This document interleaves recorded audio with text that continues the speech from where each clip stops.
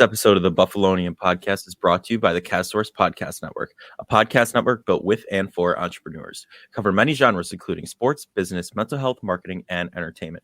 Feature the podcast shows such as Sports Bring People Together, Limitless, Saviors of the Metaverse, and The Athletic Mindset. Learn more at castsource.com/podcast. And without further ado, let's get into the Buffalonian Podcast.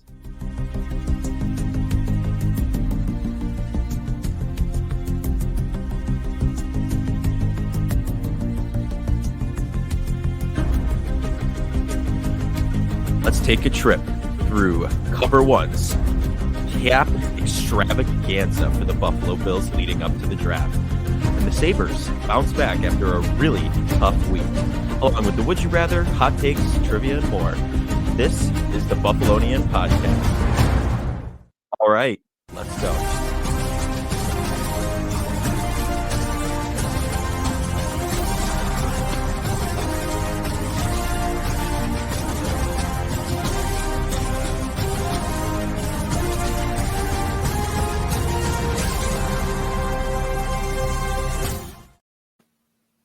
We are back with the Buffalonian Podcast. I'm Joe Callion. As always, I'm joined by Dom Loss and Mike Marino. And fellas, we're in that time of the off season. The mock drafts are happening. The caps. We're looking at cap space and cap casualties, which we're looking forward to today. But let's just start off here with Josh being ranked 14th best player in the NFL, or is that quarterback? Gigo, is that stat? Overall. Okay, 14th best player overall in the NFL by PFF. What are our general thoughts on that? I mean, who is surrounding him? Dom, do you know? Yeah, PFF's kind of weird. They tend to rank like every position kind of the same. It's not like the NFL top 100 really at all. I guess that's maybe a little bit more quarterback, wide receiver, like non-offensive line. They're a little bit. They give a little bit more respect to the offensive lineman. Like I think Lane Johnson was like 9, and that Jason Kelce was around the same range as Allen. I think he was maybe a little bit behind them. So, yeah, I mean, I respect it. I think I would say. I mean, it's kind of just interesting that he was 3rd, but I think Mahomes was 1 and Burrow was 3, so there was kind of a gap between the 2nd and 3rd, and you'd think Hurts.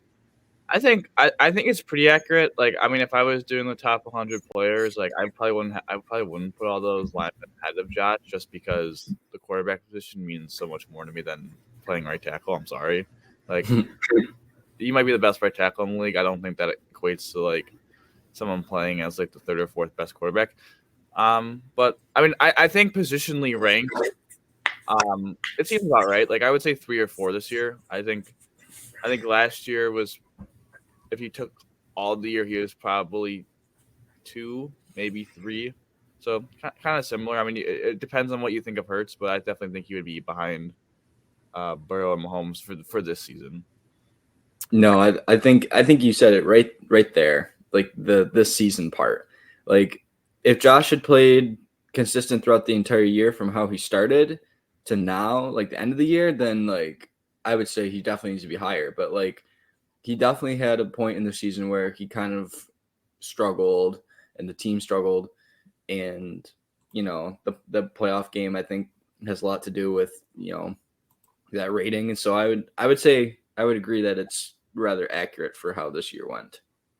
I think reading the article, I think their paragraph on him is like hysterical that in their mind, he led the league in big time throws with 44. But he also led the league in turnover-worthy plays at 29. So it definitely showed how like he literally had the highest of highs, but also the lowest of lows at any quarterback. Mm-hmm. Yeah. So I guess it's interesting to see it. You know, there's a lot of challenges for Josh this year. Suspect offensive line play, elbow injury, first year play caller. Like that's what Diggs said. Something happened week 9 and. What happened in week 9? His elbow. I just think this is again. I said it. It's interesting. I said it after last year that like I think if we look back at this year, like this is Josh's like 7th best year. Mm-hmm. I still think that to be like I think he had I think this year's gonna be like, to me, this regular season was better than last year's regular season, but maybe the year overall little bit down. Yeah, I mean, when you look at his stats though, overall, like from year to year, not much truly changes. Like it improves a little bit, but like it's still, we're looking at the same kind of a season. It's just I'm glad we didn't end the season 11-6 like we did last year. I mean, that was kind of rough, but you know, you're absolutely right in the fact that this season felt different. You know what I mean? Like it just felt worse off for whatever reason. But no, He also played one less regular season game too. I think that's also kind of like yeah. as well. Yeah. We canceled the Bengals game. Forgot. You do forget that. You think they played all the games, but they didn't. So, and technically, we played less home games than we should have too. We played in Detroit. So, a lot of wrenches thrown in there this season. But, no, I like you guys said, I think the best way to say it is this year's statistics. This year specifically. I'm not going to go career wide and just like do that, But yeah, I do, Dom. I do agree with you that playing quarterback is a lot more valuable than right tackle. So I would, maybe have a separate list of, top players like that versus top like quarterbacks, running backs, wide receivers, like stuff like that. You know what I mean? But I don't know. I just think that's where it gets hard to like rank like the top 100 players. Like I think that's why like lists that have like top 10 players at each position, I think are just like, I gravitate towards those a little bit more because you piss off every fan base with any of those lists. Yeah. Well, again, no one's taking Lane Johnson. Like Lane Johnson's a very good right tackle. I'm not discrediting Lane Johnson, but no one's taking Lane Johnson over Josh Allen. No, simply won't happen. Yeah, no. I mean, yeah, people are going to get butthurt no matter what. They're going to cry about it. So, I mean, that's just what's going to happen. A bit for the longest time, Bills fans were looking for people on these lists, and they were upset. So, you know what? I'm okay with it. Whatever, appease the crowd. Whatever. I think it's interesting though. We talked about Josh being injured, and like we saw this also with like Brock Purdy. I know he didn't get injured by his right tackle; he got injured because his tight end. They were blocking Son for tight end, but similar concept right side of the offensive line. I do think it's interesting of like we talk all this time about like right tackle and interior offensive lineman being a problem, but like which one is like the bigger problem to fix? I think I don't know. Like I think it's close. Like which position do you put more assets towards? Like comparison, like you put a top 50 pick in one position, which is like a big commitment, or you just do kind of what you did last year with Saffold and find like another vet to kind of just. I mean, anyone could improve Saffold's position, but like it's like you probably have like those two options to fill those positions, and it's like which position do you put the top 50 pick in? Which position do you kind of like find someone to just elevate the play?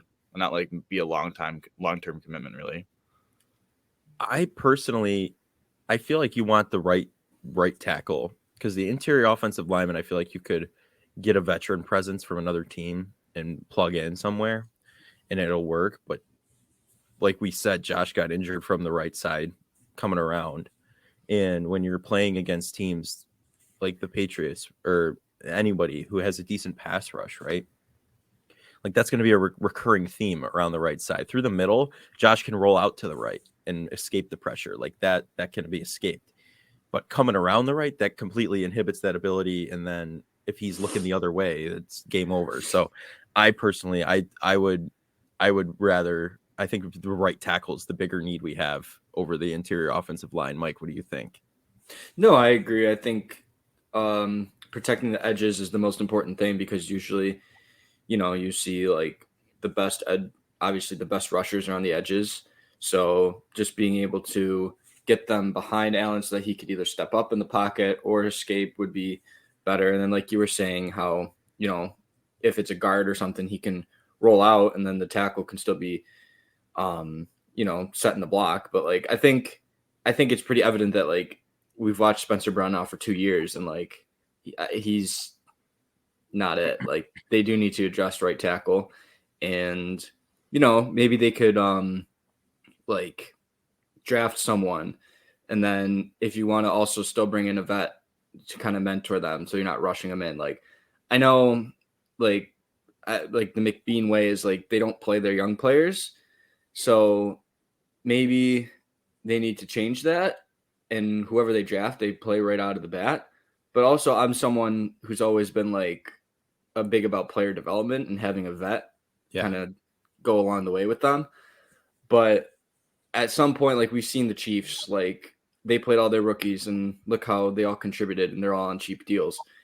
Like the Bills need to like kind of take a page out of Brett Veach's playbook here and be like, we need to do the same thing.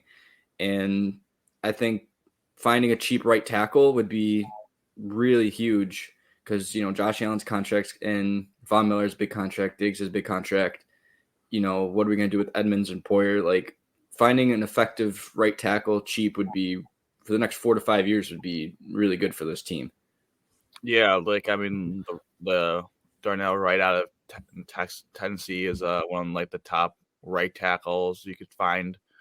Solid right tackles like Abe Lucas for the Seahawks was a really solid right tackle as a rookie, and he was a third-round draft pick, I believe. So, yeah, I think finding a cheap solution at right tackle, but also finding one that's going to be a long-term solution would be key. And I would say maybe find one that's more pro-ready than Spencer. Well, not maybe. They had to find one that's more pro-ready than Spencer Brown. Yeah. I think the point also stands is that you had to protect that elbow. I know. It's going to be interesting for me to see how much the right tackle market kind of increases in value because of those injuries to the right-handed quarterback pocket. Obviously, the blind side is always going to be the superior tackle position, but that, and I mean, Josh Allen had his best season in 2020 when he had his best right tackle in Darrell Williams. Like, I mean, Cody Ford was not a very good right tackle in 2019. Was Jordan Mills the right tackle in 20? I mean, that's just kind of how forgettable that was. And then I forgot about him. Yeah, Spencer Brown, Quessenberry, the Williams fall off. Like Josh's best year was when Darrell Williams arguably played an all-pro level at right tackle in 2020. So I think that's an important position. Josh has always kind of made it work with the interior offensive line. He's always been able to, you know, escape interior pressure pretty well. I will say this: it's also a position they have to address at least one of the guard spots with Saffold hopefully not coming back. But there's some studs in your own division like Wilkins. I mean, I would assume the Jets are going to play Quinn Williams. I think it would be pretty dumb not to. Yeah. Chris Jones is still in the AFC. Jeffrey Simmons, like, you're going to continue to play like stud interior defensive linemen. But also those guys are, I would say you could take those guys away easier than edge rushers. But also with right tackle, like we saw it in the playoff game against Cincinnati, their exotic blitzes.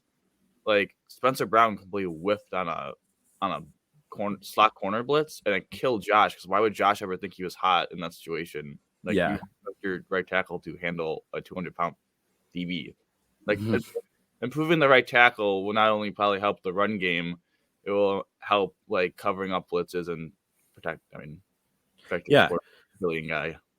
No, I mean that's the big money here. Literally, we got to protect our big money because we want our big money to play and play well. So I think that's the one of the bigger takeaways is just Spencer Brown. People are saying he's been in a sophomore slump. I'm like, this guy wasn't even good his first season. I'm like, what are you talking about? His best moment was chugging the bud. Yeah, exactly. And he got fined for that. Like, with what money? Like, I do think Spencer Brown could be an interesting swing tackle, kind of like Bobby Hart that comes in for like those run plays or those deep play actions. Like I think he could still add some value. I mean, he still has 2 years left on his contract. Do you think you move him somewhere else on the line?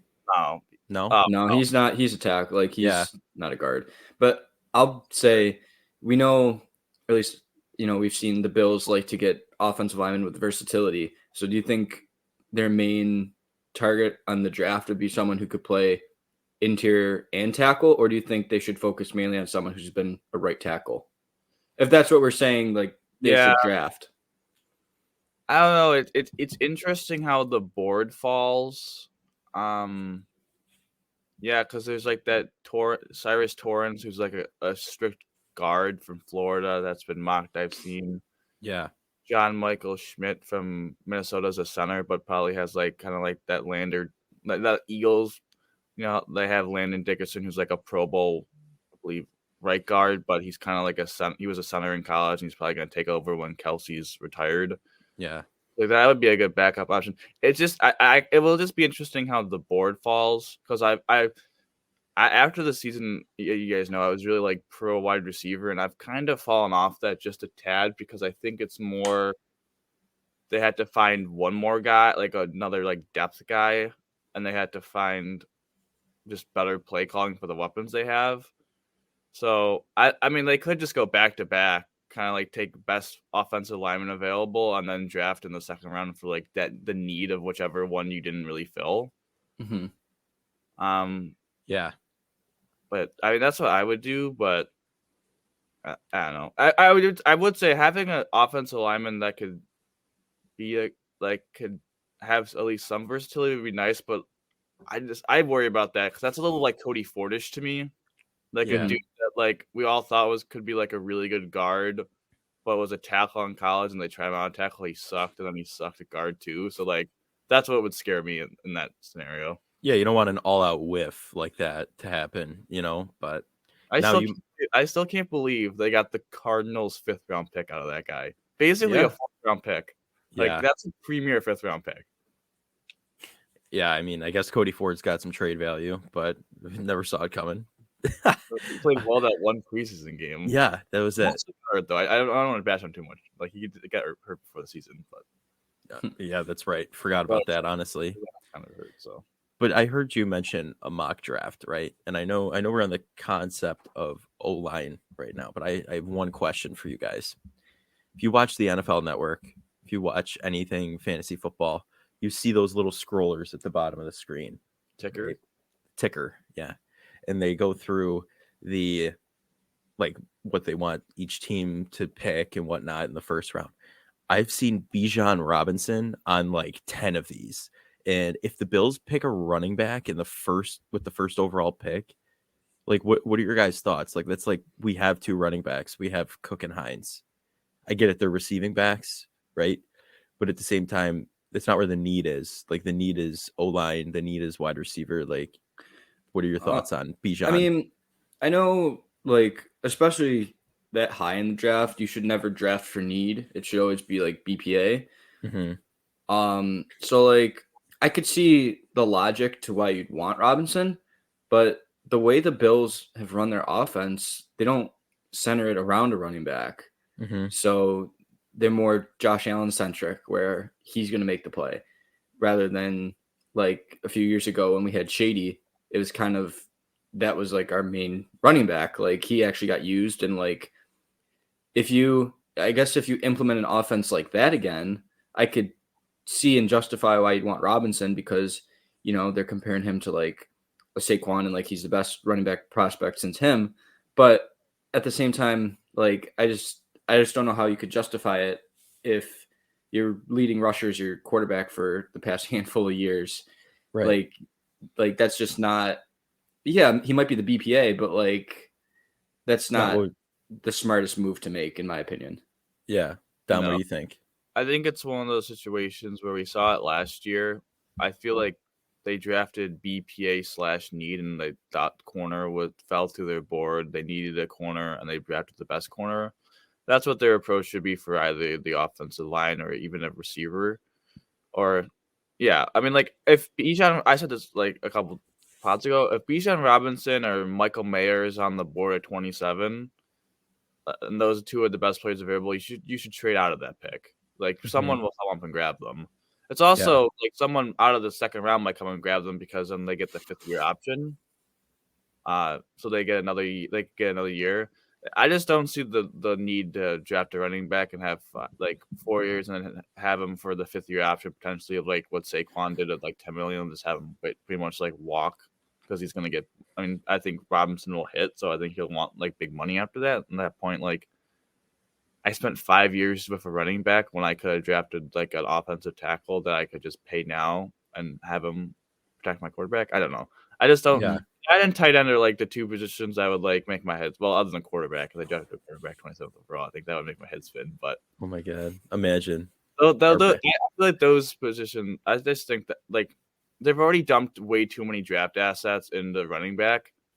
Like And running back's also not a position where you need to be drafted. Like we saw, the Chiefs drafted Petrenko, 7th round. Like every year, you see the graphic of the Super Bowl winning team, the leading rusher, how much money they're making, and like I think the most someone's made is like $2 million, and it was like James White. I want to say like they just don't get paid, and it's I don't know. That would just be a bad use of assets, especially for a team that has bigger needs, more pressure. Yeah. I would like to see. James Cook was also pretty good last year, so I guess the concern would be if you increase his workload, does his efficiency drop off, and by how much? Which is probably going to drop off, but like how much would his efficiency drop? Well, hopefully they can implement Nyheim Hines as a running back actually. Well, this upcoming season, and squad, we drafted Cook to be a receiving back, and he literally obtained about 20 passes. Like that was it. Like use him for what you drafted him. Like at that point, come on. All right, so before we talk about the cap and before we talk about the other what's going on in the other ACs, I did have a question because we talked last week about what is the more pressing need with both Poyer and Edmonds, lead linebacker, safety.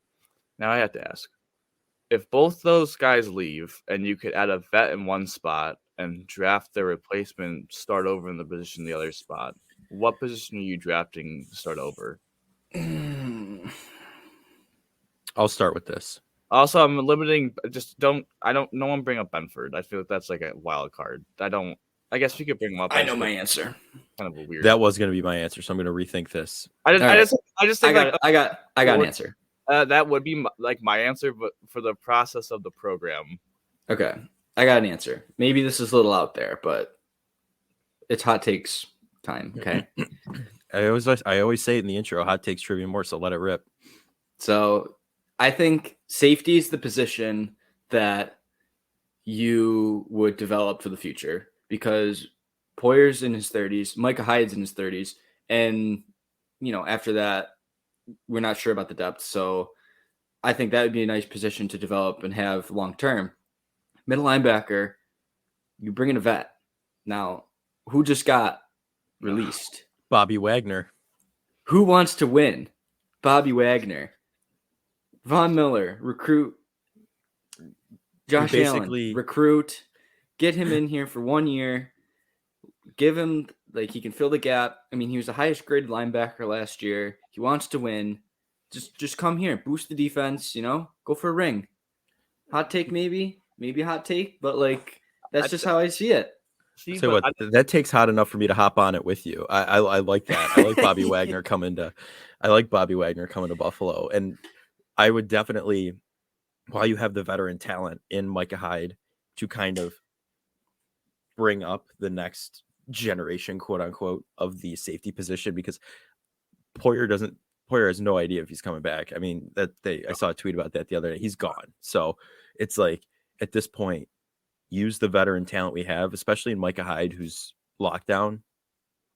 I don't know if any of you remember that interception he had in that Patriots game, that wild card game, best one I've seen in my entire life. Mm-hmm. But this guy, I mean, he could really teach in a way, throw him out there with him, see what happens. You won't have DeMar Hamlin because he was a good fill-in.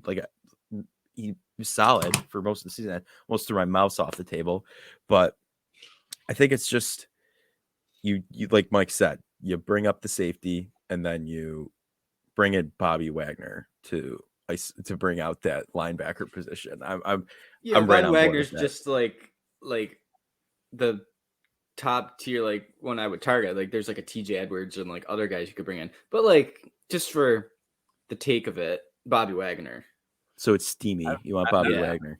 I think the concept of what you're saying is correct, though. Drafting a safety is probably the best option than starting over at middle linebacker because the Bills, you just can't afford to get killed in the middle of the field in the modern day NFL. And if you start over with quarterback your defense, you put in Terrell Bernard or you put in some random rookie. Evans is a great player, but his head was he couldn't do anything his first couple years. He was just lost in translation. No, he was seeing ghosts out there like Sam Darnold for a while. It's not the move. I feel like safety is a position, as you said with Hyde. They just, they just hired a new safety, kind of more of a developmental safety coach. Like, I think that's the position they want to go in, is try and develop that position outside of like the one position outside. Well, I would say this. I think they're going to draft a safety to eventually fill Hyde's position, and they hope that Benford, or if Hamlin comes back, like they could potentially be the other safety, so that you have both. Obviously, only one would play probably right now, but I think that should be the move safety wise, and then they should find kind of a vet, on a cheaper deal than Edmonds. I still think they should probably bring back Edmonds and just pay the cost, but like TJ Edwards, as you said, Levante David, obviously Bobby Wagner would be like the huge fish, Jermaine Pratt. Like, there's definitely Bobby Okereke. Like, there's definitely like there's a solid veteran middle linebacker class that you could probably find. I'm not saying they're going to be cheap. They're still probably going to be like 8 to 10 mil plus a year, but like you could find at least a solid replacement, especially because it's just really Edmonds' first year being elite. So, do you think Edmonds wants like Roquan Smith money? Yeah. Nice. Why wouldn't he? He's 24. Like, and he's literally calling plays. Like, the guy is going to get money somewhere. It's not really it's like this is his first year being truly elite, and why would you risk it by taking like a 3-year deal? Like, he's going to want $100 million contract, and someone like with them. Like, look at the traits, look at all that. So before we go into the cap, I just want some thoughts on the AFC East. I think last year the division was a lot stronger than I anticipated, and I think next year it's going to be a real dogfight, because Vic Fangio comes to that's an upgrade for the Dolphins. Maybe they won't do those stupid cover zero blitzes anymore. Second year, like a 12-year-old playing Madden, just running Mike Will blitz the entire game. Yeah. Yeah. I mean, second year for Tua. Well, hopefully, I hope Tua is back for them. Same. But that was also interesting, because I felt like at the end of the year, they teams were able to game plan, but McDaniel's is a smart coach, so I think he'll be able to adapt. The Patriots at least have an offensive coordinator this year. I don't know what's good. I think they're just a weird team. And then the Jets, they're gonna have a new quarterback. It's just a matter of who at this point. And like Derek Carr loved me. I'm just gonna say this: Derek Carr, fine quarterback. There's a lot of stats out there about like him like having a really trashy defense. I'm not saying the Jets can't win, and maybe they win the division with Derek Carr, but they don't have a shot in the Super Bowl with Derek Carr. I'm just gonna say, like, I'm sorry. Did you see that the one person was like, he'll be a first ballot Hall of Famer if he goes to New York and wins? Like, dude, that's just trying to sell him. Like, so true. Have you seen his stats in cold weather? Like, they're really bad. Yeah, he's a dome so like guy. half of the year would be bad. Like, I don't know. Like, Derek Carr. He's like an average quarterback, but like, I don't know. Trying to sell him like he's Matt Stafford, but he's not even Matt Stafford. Matt Stafford was actually like above. That's what I'm saying. So they're trying to sell him average. They're trying to sell him like if he comes to New York, he's going to win a ring, and then everyone talked about Matt Stafford after he won a ring about potentially being Hall of Fame, which he's not. Like, I feel like that's what they're trying to get. But like, again, Derek Carr, fine quarterback. You'll probably be able to make the playoffs. I just don't think they're a real – like, I don't think you're ever going to be a true threat with Derek Carr as your quarterback. But you know who they'll be a true threat with? The gentleman who emerged from the shadows yesterday. He emerged.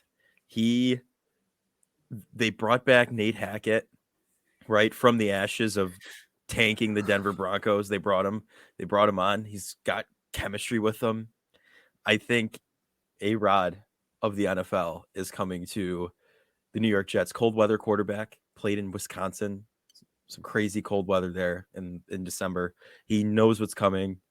He's wanting to leave Green Bay because of that whole Jordan Love situation. There's also no receivers there after Adams left. And it's just, I think this division is going to get very competitive, especially with him there, because you have guys like Wilson on not the quarterback Wilson, but you have Garrett Wilson, and you have their defense. And if you add a actually like proven quarterback, which I don't know if I would say to the extent of his 2 MVP seasons last season, but I want to say it's just because he didn't have anyone really around him at that point. But I think he's going to the New York Jets, and my voice is slowly losing itself for whatever reason right now. So I don't know. Rodgers to the Jets. I think again, I think that's a position for outside the Bills 53-man roster to pay attention to because they're going to upgrade somehow. But yeah, I mean, Rodgers was kind of semi-cooked last year. I think it was, again, maybe mostly situation, but I think that's something to keep an eye out as well. Too many psychedelics, man. Yeah. So now going into the main topic before we head on to the Sabres so Cover One did like their cap extravaganza. They went from basically negative $16 million in cap space to freeing up where they had $50 million in cap space. So I'd be a happy camper. Just before we go into it, that would be awesome. Yeah. So looking at their moves that they did. I'll say them and then we'll say yay or no. So I'm just gonna say it. I think all of us are in favor of reconstructing Josh Allen, Von Miller, Deion Dawkins, and Trey White's contracts. I think we're all yay to that. Mm-hmm. Yep. I think the fear. I'm not like big cap expert. I'm gonna be completely honest. I'm reading off this list, but I think the fear of when you reconstruct a contract, it's really mostly just moving around the money. Is that if they somehow fall off a cliff and you have to cut them, I think that you're dead cap if you reconstruct a contract, the dead cap money in previous years goes up, and the next years goes up. So if you cut them, it's a bigger loss. Yeah, I think those four guys. I think you're pretty confident. Is that like what New Orleans was doing?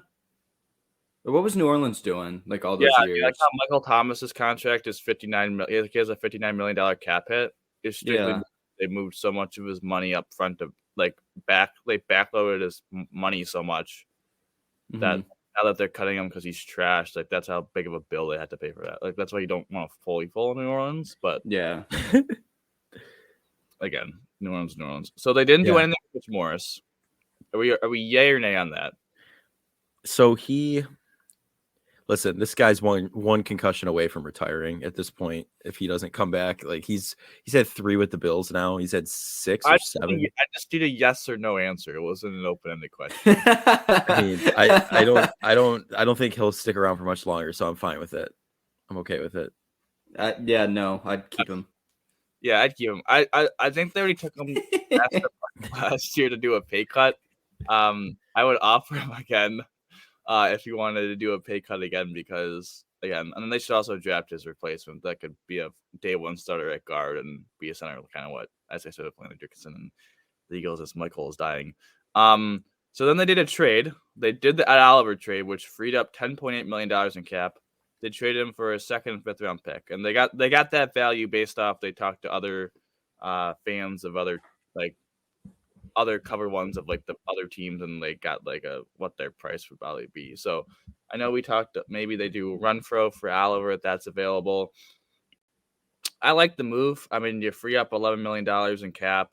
You get a 5th round pick, which I think is at least a solid pick, another asset, another depth body, which the Bills have known to add quality picks in like the 5th and 6th round. And a 2nd round pick, I mean, that's probably going to be a top 50 pick. Like that's a premier asset where you could, that's another probably a day one starter. And the only thing I would say, and they talked about this on their show, was that you probably had to find trading at Oliver will not give you $10 million in savings based off you had to have a counter move of either using one of those draft picks to draft an interior defensive lineman or pay like a vet $5 million. So it's not like you don't get exactly $10 million, but you save money and get assets. Mm-hmm. It'll be a yay or nay. I'm fine with that. I'd say yay. Yeah. I mean, I like Ed. I think the idea of Ed Oliver is awesome. Hasn't produced enough. The reality of Ed Oliver has not been awesome. I will say this though. People were trashing on him because like they did like the pre and post Von stats, and his pre-Von stats were brutal as well. I will say this. The dude did suffer a high ankle sprain week 1. And for a guy that has his game based off like speed and like quickness, I feel like a high ankle sprain may impact that a little bit. So I think that's a little, especially jumping off the line and all that stuff. Again, he's had dominant games, but not enough around the game. So then they cut 2 players, Nyheim Hines and Isaiah McKenzie. They saved 4.8 with Hines, 2.2 of McKenzie. I would cut McKenzie. I'd keep Hines. Exactly. I don't think you let one of your running backs go, especially him. I think he would be a huge asset to the team. Isaiah McKenzie's butterfingers, so let him go at this point. Because McKenzie's like a gadget player, and Hines you can use as runner and like also as a returner, and special teams. So Yeah, my thought process is this. Isaiah McKenzie's cut. I just don't. I'm not the biggest McKenzie fan. Hines would have to take a significant pay cut, and Dorsey and the front office have to sit down and make sure that like he's a part of the offense. Like he could take over, as you said, like the gadget role and be the kickoff returner. Like I think that has value, and seems like a good enough dude. So I disagree with the straight cut that they did. I know that would. I don't think that would change the cap space that much. It only like added $1 million or $2 million more, so I don't think that's that big of a deal. Especially if you potentially could get Mitch Morris to take a little bit of a pay cut as well. That kind of evens out what you would have gained. And then they made Tim Settle take a $2 million pay cut, which makes sense because Tim has like a $4 million cap hit, and he was pretty bad last year. But Yeah. Again, if you're gonna lose Ed Oliver, I don't think you can afford to lose Tim Settle. Not like Tim Settle's like that guy, but like replacing two DTs.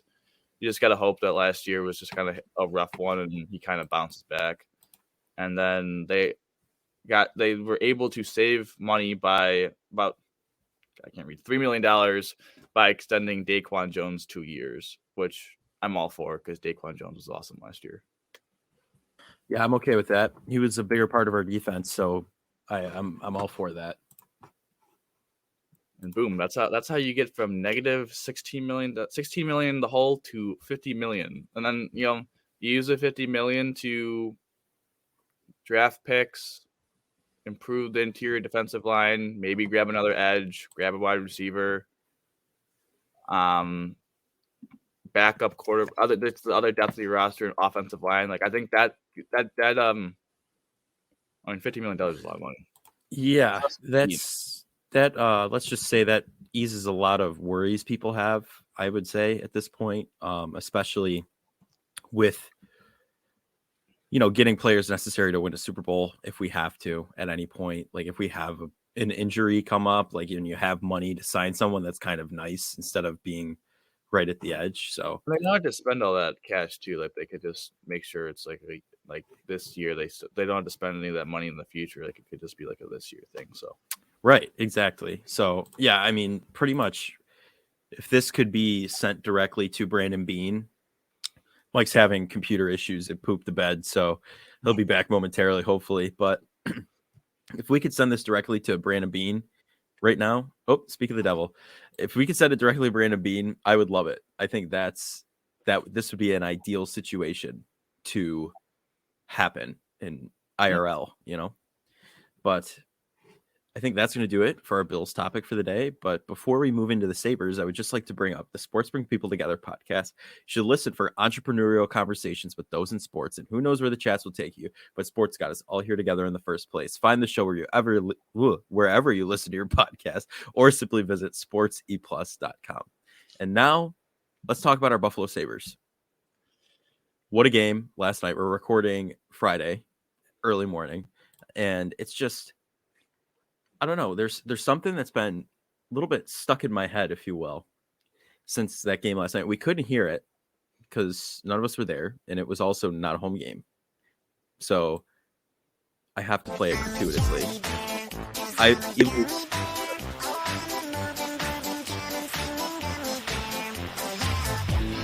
He did it. I watched the highlight like 8 times because there was clearly a hooking penalty that wasn't called, but we got away with it, and it was pretty cool. But I'll fade this out real fast so we don't have to listen to Gummy Bear very much longer. So, but yeah, I mean, tough moment. Yeah, it's been a good bounce back week after a detrimental dumpster fire week last week. Since the last podcast, I remember it was pretty doom and gloom talking about the Sabres. So yeah, it was pretty do or die. The Sabres got a lot of help this week. Like Saturday, like every result went the Sabres' way, and then they beat San Jose. Didn't play their best game, but they played well in the third period. And I don't know, it was nice. They went 2-1. I think getting a split against Toronto and Tampa is huge. I know it's not great to lose to your rival and kind of get blown out of your own building. That was kind of a bizarre game. It felt like more of a Leafs home game. A lot of people were getting on, like all the Sabres fans and the Sabres organization, for like allowing all those Leaf fans to take over the building. But I just say this though, like Toronto, it's so much money to go to one game that all those fans are going to go to Buffalo. And like, I just gotta say, like, it's a business, man, and like they're gonna sell, like the Sabres are gonna sell the Canadians, and they're gonna up the prices because they're gonna be willing to pay a little bit more because Yeah, of what, still such a downgrade from the Toronto prices. Like, why wouldn't they do it? And people selling their season tickets, it's also kind of like make your money. if I could get someone to do that, and I could get most of my money back for my season ticket, like it's not it's not like the Sabres came into the season as like title contenders, like cup contenders. Like that would be different.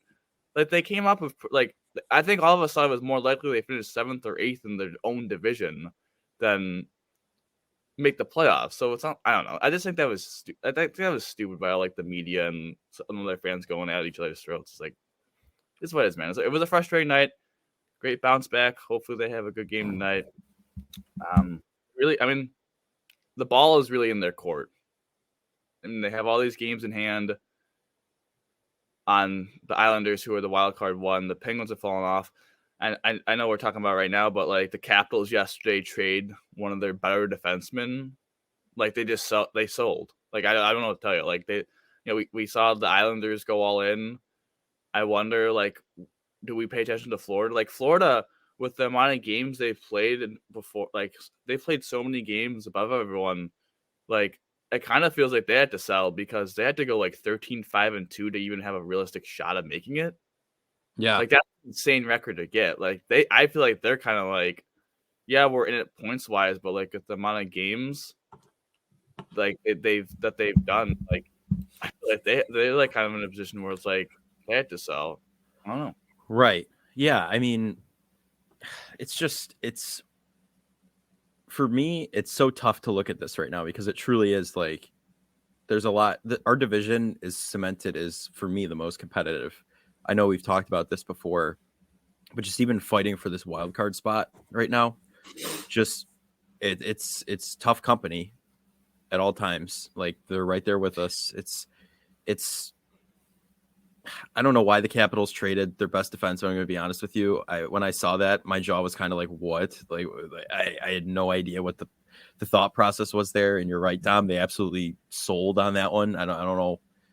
I mean, that's like if I was GM, I'd pull something like that. You know what I mean? Like wasn't a great out. They didn't get they did not get as good of a return as they should have. There was no return value. So they're probably trying to think they want to salvage something because they have no prospect pool. And I think I got the internet situation figured out. I turned on a hotspot now. It's like we were rolling so good, and then it just took a poop. Well, it's good because we have our trivia host back now. So yes, he should be back. No glitches anymore. But no, I think like you see Washington, like maybe they're like, we have faith that our guys can maybe make a playoff run, but at the same time, we want to salvage some things for the future. Not that they got the best assets, but they did get a first round pick next year. Granted, it'll probably be like a late first round pick, and then you won't see that guy for a few years. But like they don't have really any prospect pool, so like. Yeah, I don't know. It's weird. Maybe unless they just accepted the fact that they're not going to make the playoffs, and like I don't know. I don't know. When I watch Washington play, like all I feel like is like they just want Ovechkin to score. Like they don't care. Like I feel like Ovechkin himself just wants like the scoring title at this point. Like he already won a Stanley Cup, and like I know we were talking about this not on the pod, but like.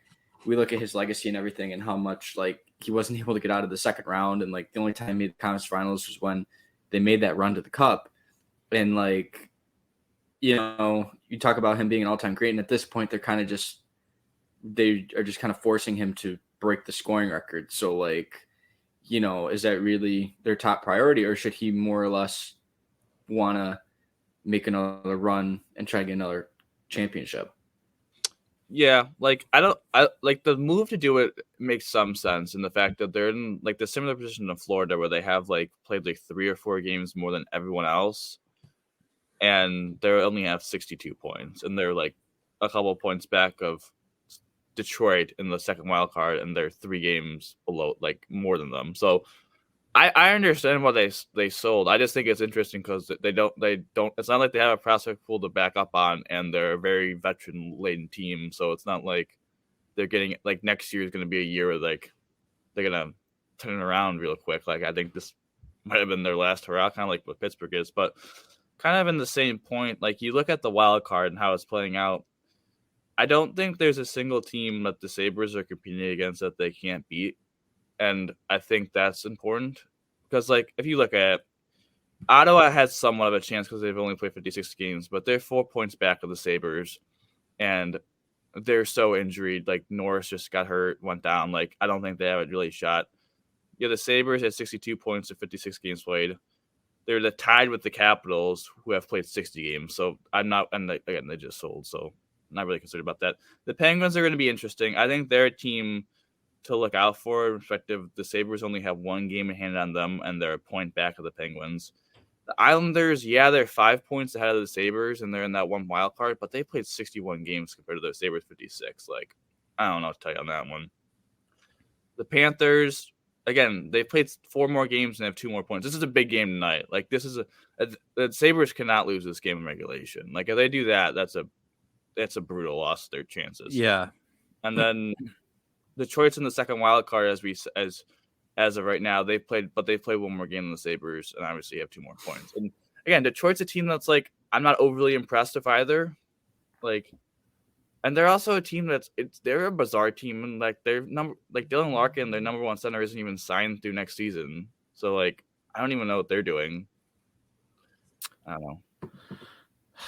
It feels like we really truly won't know the landscape. The Sabres are starting to pick up the games in hand, like they played tonight when a lot of teams play. Like they're starting to pick up. They're going to start picking up the games, but we're really not going to know the landscape of the wild card until after March 3rd. Like, I don't think any of us expected the Islanders to just drop a nuke and get Bo Horvat. Really, I don't think any of us expected the Capitals to trade one of their best defensemen. Like, we're really not going to know. Like the outlook of these teams aren't going to become clear until a week and a half from now. Yeah, I think that's the thing, and like I said, it's an absolute dogfight right now for it. Pretty much any team can grab it. In general, yeah, and I think that's honestly a tough thing to be a Sabres fan for the past decade, right? Even when, well, actually, they've just been bad in general, but now when it's like they can be competitive, they can win these games, they can do what they need to do, the division is still so just packed. You know what I mean? Like it's you're not really escaping anything by becoming better. You're still fighting and just figuring it out, you know? So I think when you look at it, it's cool that they're in the position they are now. Like Dom said, I don't think any of us, except when I said they're going to the Cup next season in an intro, had ever spoken that they were going to go playoff bound, right? Like, we kind of had the expectation that they would, get close, improve on last year, which they have. But to even be talking about them in a wild card spot right now, to me is, I don't know. It's not what I was expecting, but it's pretty cool. And if they can actually pull it off and stick it out in this tough division, I think they're proving themselves as a standout team in this division to really, fight through it, and underdog, dog eat dog scenario, go for it, that kind of a thing. Yeah, I mean, I think that's another big fight that's happening with like Sabres fans right now is like, is this season a success if they don't make the playoffs? And for me, from a dude that had like low expectations, I wouldn't say low expectations. Like, I had them finishing with 84 points. I think that's, like, compared to what the last decade was, that's pretty reasonable. Like, yeah. I think you're allowed to say overall the player development, the position they put themselves in, has been a success. But if they don't find a way to make them, if they don't find a way to make the playoffs, I would say you're okay to feel sad about that. But I don't think you go as far as saying it's a bad season. Like, I think it's a good season, but I think you're allowed, if they somehow miss the playoffs, to be like, that's a missed opportunity that they really should have capitalized on, because they put themselves in a really great position with all the games in hand, really only being a couple points back. Like, if they just need to go on a run, if they go on like a little 4-game, 5-game hot streak, like, they're going to be in the playoffs with good margins. And they have done that. They've gone 8-game streak, losing and both winning. So I think that's definitely in the cards. It all depends on how motivated they are, and they seem to be pretty motivated. So I'm looking forward to that, hopefully. Mike, what do you think? Yeah, I mean, I think going into the season, like, we wanted them to at least be in the conversation at this point, and they are. So I think I didn't necessarily think they were going to make the playoffs this year. I thought they were going to be a few teams out, but I think next year is really the year where they should make the playoffs because, like you were saying, Washington and Pittsburgh are on their way out, and like we're a team on the way up. So like we can, in theory, we should be one of the teams that replaces them in the playoffs. And like, we expected Florida to be like this juggernaut, and they haven't had the season they did last year. Detroit was they just patched a lot of holes with free agent contracts, and I don't think that's sustainable.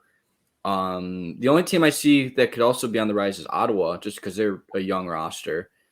But and maybe like Montreal down the line. Like I don't think next year they're anything, but like maybe a few years from now, like once Caulfield and Suzuki and like Slavkovsky are older, like I don't know. I think right now, like your top teams are still obviously good, but like at some point Tampa's going to regress because they're getting older.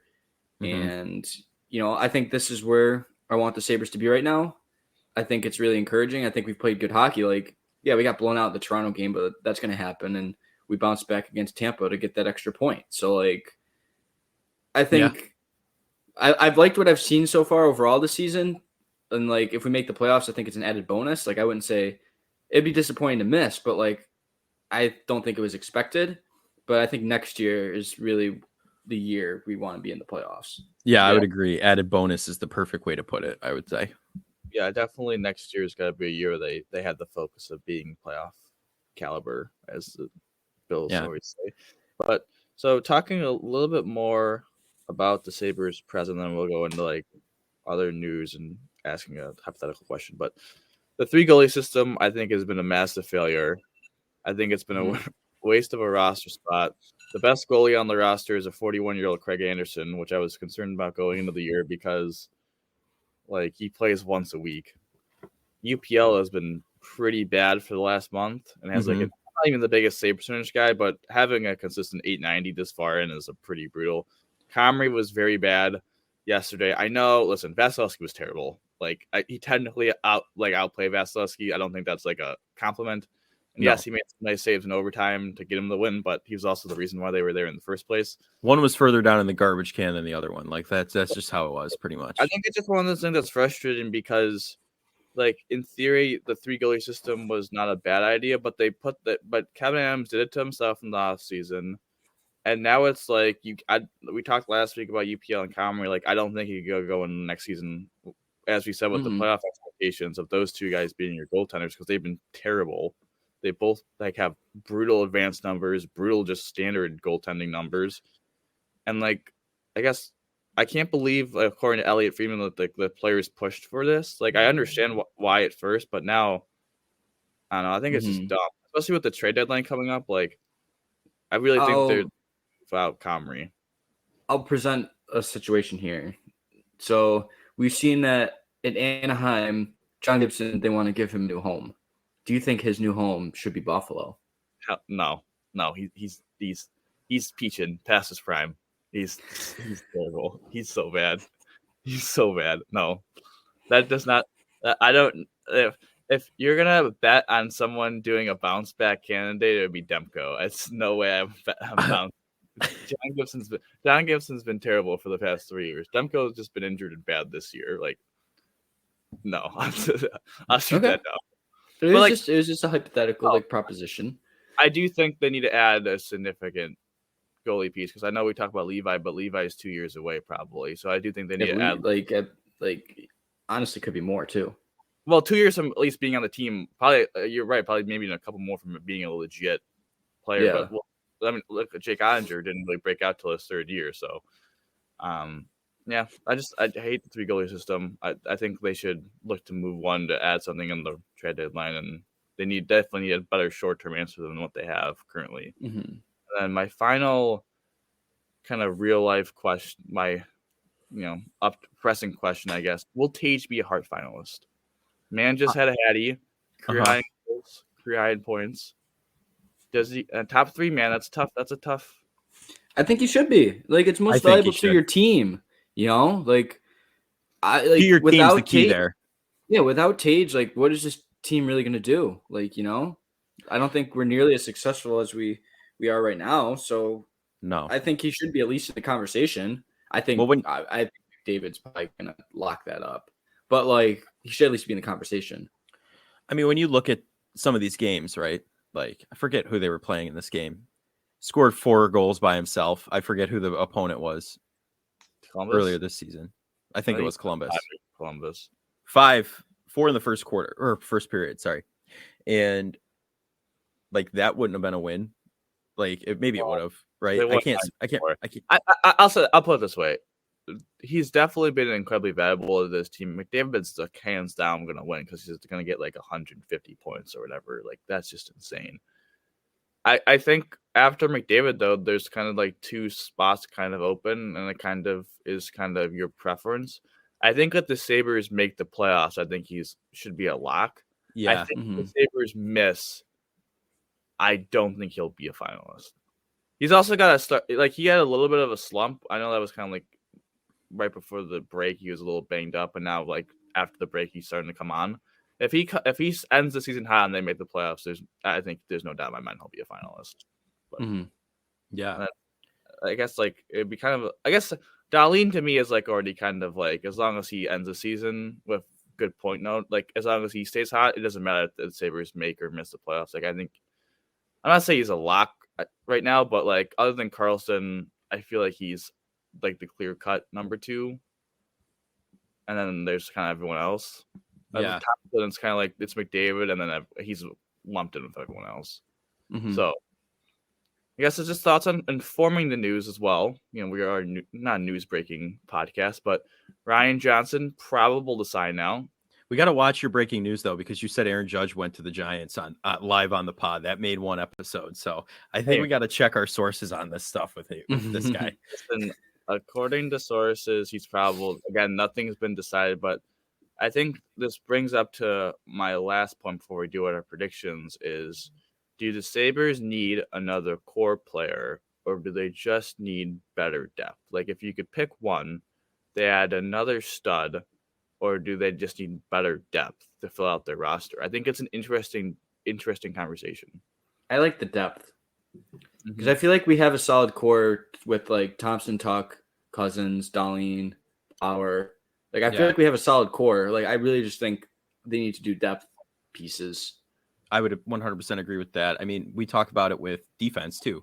We have Dahlin, Power, right? Then now Lyubushkin's clearly bought himself at least 10 games in good standings because of what he did. So, but I think it's just we have good top guys. It's when you start getting down past the second line, people have stepped up at different points in the season. Middlestat was a point mogger at some point, right? Like out of nowhere after being one of the worst players for the first quarter of the season, you know? So I think it's just like you said, fill in those pieces with more reliable pieces as we go further down. So your third line can compete with another team's second or first line instead of being like Okposo, the speedster out there barely making any plays. You know what I mean? So yeah, I think for me, I'm like, it's hard to pick a straight answer in the fact of I think it's position based. Like I think for goalie they need to add not a core player. Core is a very strong word, I should say. But like I think they need to have a significant upgrade that's more than just like depth, because I consider depth to be common. But they don't need like another elite, because if Levi turns out forward wise, like they have the guys like that. You have your top 4 of Cousins, Skinner, Tuck, Thompson. Krebs has kind of played very well as like the third line center. Quinn's playing very well. You expect Peterka to, you know, as he matures, to kind of get in that role. You have Kulich, you have Matt Savoy. You know, you have very solid guys that are probably going to fill out your top 6. So maybe they don't need a stud there. I mean, having another stud would be nice, but they probably don't need another stud in the future. What they need for like the forward is better depth in the perspective of when teams play the Sabres games, like their game of like nonstop action, it's very well. When teams clog up the neutral zone and make the Sabres dump the puck in, it doesn't go that well. And for the Sabres to win a Stanley Cup, to get where we all think they can go, which is win a Stanley Cup, you're going to have to win 4 rounds against 4 different teams. And not every team is going to want to play your game. Every team's going to keep playing against doing what you want to do. And the Sabres are one of the worst teams in the NHL in retrieving the puck after they dump it in. So, like, for me, it's like those last 3 spots that we're really talking about have to, Mike uses the word grit. Like, I think they need to have, like, a skilled player that can, like, score, but also, like, are elite forecheckers. Like, Jesper Frost is a guy in Carolina, not really a household name, but dude's a pain. Former Ranger. Checking. Yeah, he's a great forechecker. Like, he's your typical. I know Barclay Goodrow got a huge contract, so he's kind of like a lot of those guys did. Goodrow, a good example. Coleman, like Brandon Hagel before his contract. Like before, not before his contract. Excuse me. Before his like point explosion this year, like he was the guy that like 30 points a year, 30 to 40, but he could play up in your top 6 because he was so good at forechecking. Like those are the kind of guys. Defensively, even if Johnson signs, I think they might need to add like a core defenseman. Like I think that might not be a bad idea, but overall it's depth. They have, I think, as you said, Mike, they have. Yeah. No, what did you say? I was going to say something. Completely forgot about it. Spaced out. I know you got to go, so we'll skedaddle on. We'll skedaddle onward. All right. So, talking about our predictions, I think Joe, you said they're going to go 3-0. I think I said 1-1-1, which is almost hit. I said 3-0. Yeah. They went 2-1. I cannot find the Sabres schedule because I looked up NHL standings. That was awesome. Woo! All right. Yeah, woo to me. So they play tonight against Florida. Win. Yep. Dub. Sunday against the Capitals. Tuesday against the Blue Jackets at home. Those 2 are at home. In Boston on Thursday. So assuming we're having Pod Friday, 4 games record in the 4 games. 3-1. 4-0. 2-1-1. I wish. I went 3-0 last week and it tanked, so I'll go 3-1. They're going to go on a streak. They're streaking. Oh my god. 2-1-1. They're going to lose in regulation to Boston. They're going to beat Columbus and Florida. They're going to lose in a shootout to Washington. I think they beat Boston again. All right. So, Boston. So last week, points were Tage with 5. Goals was Tage with 3 because he went to Hattie. Is that right? Yeah. Yep. Sorry. And then who do you guys have for your predictions this week? None of us hit. Well, Mike technically hit because he had Tage. I just copied and pasted Mike from the previous week, and he had Tage as the goal leader. So Mike, you get to go first then. I'm feeling the hot takes today. Just rolling through. I think it's going to be Victor Olofsson with goals. I said that last week. Didn't work out. And Jack Quinn with points. Okay. I do like that one. Joseph? This is tough because I tried to ride the Middlestat hype train and it derailed. I want to go. I'm gonna go with Tage again. I think he goes hot. He's making a run for the heart, like we said. And then you know what? For just kicks, I'm going Middlestat again for points. I think he's gonna monger it up these next couple. All those secondary assists. Yeah, the secondary assists. I'm gonna take Jack Quinn and Dahling. Jack Quinn's going to go on a little bit of a scoring streak here. Let's hope, man. Gotta hope. I want to see the team look up going into a possible wild card spot and see these players emerge back from the shadows like Aaron Rodgers from his darkness retreat. But I don't know. I think that does it for our Sabres topic. Dom, you're gonna. I know you gotta skedaddle on to class. Yeah, right. College man. Woo, we love school. That's why we're recording in the morning instead of late at night now. So we gotta make adjustments. Trust the process, right? Trust the education process. Bye. Oh, since I'm not going to be here, I just got to say it. Go Bills, baby. Go Bills. Yeah, let's go. Have a good class, man. Let's go. Enjoy yourself. Oh, I will. Oh, okay. So now we get to the best part. We get to the would you rather in the trivia. I have the would you rather, and it's just a general question. It's not really like about a specific team or anything like that. So we've talked about being a below average player on a good team and a bad player on a great team winning championships, right? But we're talking about cap, money, all that stuff. So this is a little bit different of a question. Actually, no, I'm changing it completely. So would you rather stay on a below average team, and I'll explain like in team terms after this, like who it would be. Okay. Or join your rival and win a title, right? So that would be like, let's just say Dolphins Bills as an example here, right? Not the way you're thinking right now. So Tua and Allen. Allen goes down, right? And we need a quarterback to step in. The only one that we can afford is Tua to turn the ball over, right? God forbid this ever happens. This is just out of nowhere, right? The Dolphins are willing to trade him after a couple mediocre seasons at this point, right? And the Bills are making a Super Bowl run after winning one last year. They're returning for a second.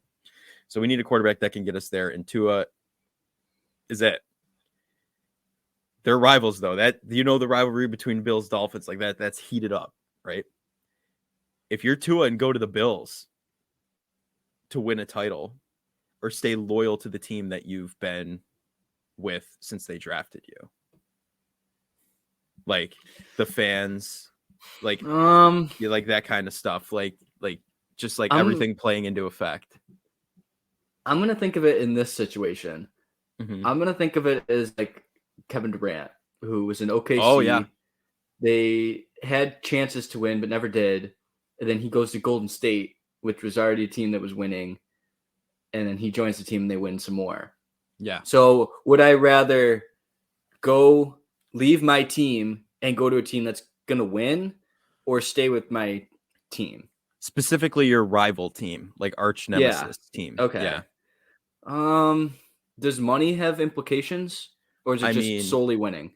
Solely winning. Like you're getting the same contract. Like you're and then, on contract. Is it like the later stages of my career, or like the middle, or like the beginning? It's like mid-career. Like in the example, like Tua mid-career, Josh Allen goes down mid-career. Tua's lost a couple seasons now. Lost quite a few. So man, this is a good one. Do you stay and dig down deep with your team that drafted you and put their trust in you, or do you leave for the ring chase? That's the question.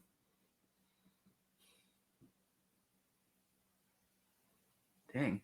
I wish Dom were here. I want to see his reaction to this. I think personally, I would see. I want to say I would stay, but like if I'm guaranteed a championship. Yeah, it's like your moral compass is fighting itself here. Yeah. I feel like I would stay, because if it's like the mid stages of my career, I feel like I could like resurrect the team. If it was like the later stages, then yeah, I'd go championship hunting. But like, I think since it's the midpoint of my career, I think I would stay and try to like be a part of the solution.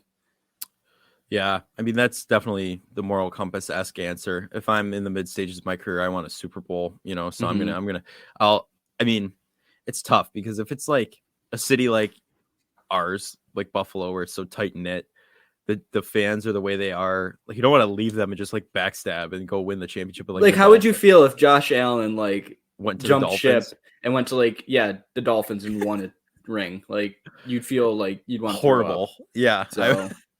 So I don't know.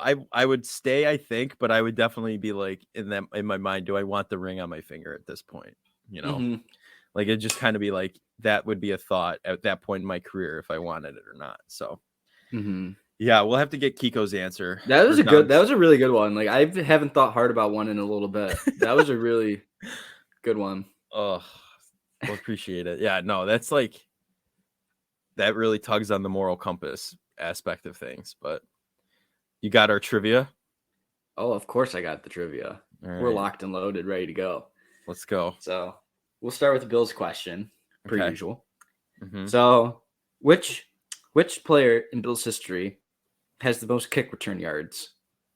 Because I was inspired on this question with like a Naheem Hines, because I knew he would be discussed today. So I'm like, maybe this has relation to it. But who has the most kick return yards in Bills history? It's actually by a decent margin too. Is it like a random player from the early 2000s? He was during the drought years. It was like mid 2000, late 2000s, 2010s. I feel like you would recognize the name. That's a good guess, but no. Because I remember he had one kick return touchdown that's like ingrained in my mind as a kid. So I'm trying to think, who could it be? I'm trying to just think of recognize the name. So it's not like a well-known house-known name, but it's like I could recognize it. I feel like you would recognize the name. 2010s. I'm not sure. I'm blanking on this one. I forfeit. Terrence McGee. No way. 5,450 yards. Second place this is who I would have guessed. I would have guessed Leotis McKelvin. Oh, he was second. yeah. He's No, second. yeah. Is CJ Spiller on there at all? CJ Spiller is 9th. Oh, well, at least he's on the list, top 10. He's behind like Andre Roberts. Like Eric Molds is a good guess too. But yeah, no, I would have guessed Leotis McKelvin. Yeah, no. Probably should have. That would have been that. But I on the fly like that. I don't know. It didn't pop in my head. But all right, Sabres question. Shoot. All right, Sabres question. So we saw Ilya Lyubushkin score a shorthanded game-winning goal in overtime. Mm-hmm. Who is the only other player in Sabres history to do that? Only other player in history? Yes. I'll give you a hint. Mm-hmm. It was a playoff goal. And one of the most famous calls of all time. Okay. Well, this will make it even more embarrassing if I don't know it, which is not popping in my head right now. Then again, wasn't the biggest Sabres guy till we started doing the pod, so... Is it like a household name? Like I would know. Oh yes. Who this is? No. You would know. Shorthanded goal. So I'm gonna go goat heads in that era, right? Yep. Yeah. Go ahead era. Okay. Is it? We were alive during this time. Okay, so this is like young though. Like yeah. Oh yeah. 3, we 4. were like toddlers here, but like yeah. Ray? No. I'm trying to think of other players. Just think about who some of our favorite players are. Specifically who my favorite player is.